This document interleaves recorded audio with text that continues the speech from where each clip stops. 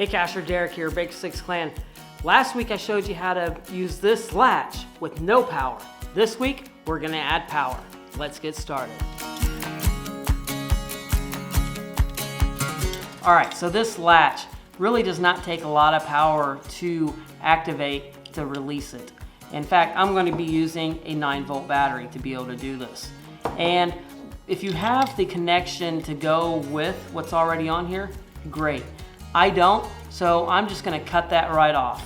And once that's cut, then I'm just going to simply strip the wire. Once the wires are stripped, it really does not take a lot to release the mechanism. Check this out. And that's it. Really, just a real quick release. But you know what? Where would be the fun if all you had to do was just connect the battery? You know, I was really thinking about this and I was like, what would make it a lot of fun to be able to do this, but also be kind of challenging? And I thought of some momentary switches. And I've got a couple different momentary switches. Now I have the toggle momentary switch, which I used on a previous cache, which I did a video of. Then I also have the simple button that I use on the Simon caches, which all these are momentary switches, which means when you push the button or flip the toggle, you're connecting the circuit. But I don't want just one button in there or one toggle. What if I combined those different toggles and buttons to be able to release this mechanism? So I've already got a pre-cut piece of wood that's going to go into the cache prototype that I built last week. And so we're going to go ahead and put in these buttons and then we're going to start wiring everything up. Let's get started.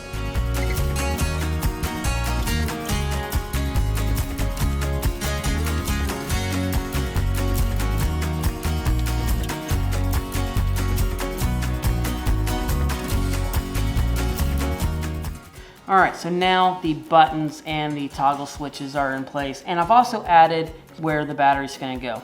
I would probably have the cacher bring the battery with you so you don't have to worry about the cache maintenance of if the battery runs down or not.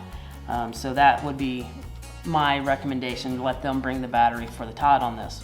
Now, the way you're going to kind of wire this up, I'm just going to take the red wire and I'm just going to connect it to the button, and then I'm just going to run it all the way through, just daisy chain it all the way back out to over here where I'm going to plug it into the latch. Now on these, on the buttons themselves, you can actually, it doesn't matter, you can plug it into either terminal. Now on the toggles, you need to come into, the power comes into the middle, and then it can come out from the top or the bottom, depending on which way you want that switch to go. So the way you determine is if you flip that switch up, you would put it on the bottom.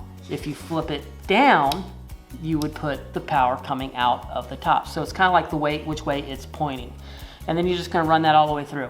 And that's what we're gonna do next. But I also wanna let you know, any of these buttons, toggles, or latches, I have a link down in the description so that you can get them. And those are affiliate links. So if you click on it and you get something, you know, it's gonna help the channel and help us to be able to continue doing builds like this. All right, now let's get this all wired up.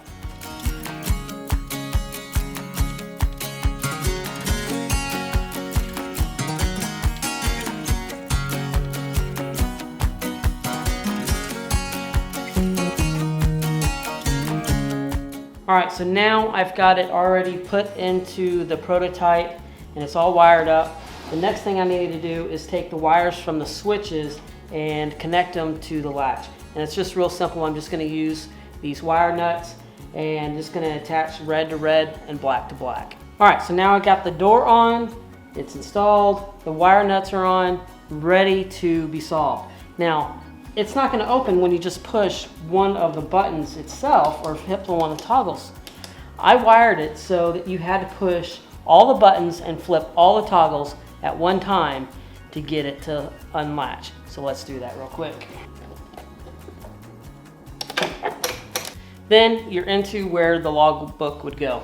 Now, you don't have to do this one with a sliding drawer. You could do it with a door and different aspects. There's so many different types of ways that you could do it. You could actually have the buttons maybe on the outside of the cache to be able to hit that latch to open it up, and then it's a big, huge container inside. So many different options. Now, if I had a couple more buttons or some other toggles, I wouldn't be able to do it by myself. It's hard enough with just the 6 that are there right now. So that would cause that to become a teamwork cache, which is a very unusual attribute to be able to get. but some people are really looking for those attributes, and that might be something that you could do. So I really hope that you enjoyed this cache today, this build with using these momentary switches, and just another aspect of how to use that latch. Now, don't forget the latch and the toggle switches and all the stuff that I used in this, I have links for them down in the description below. So check those out. And if you click on one of those, it does help the channel. All right, thank you for joining me. Leave me a comment, let me know what you thought of this. But don't forget, go check out another one of these videos just right over here and find the story behind the cache.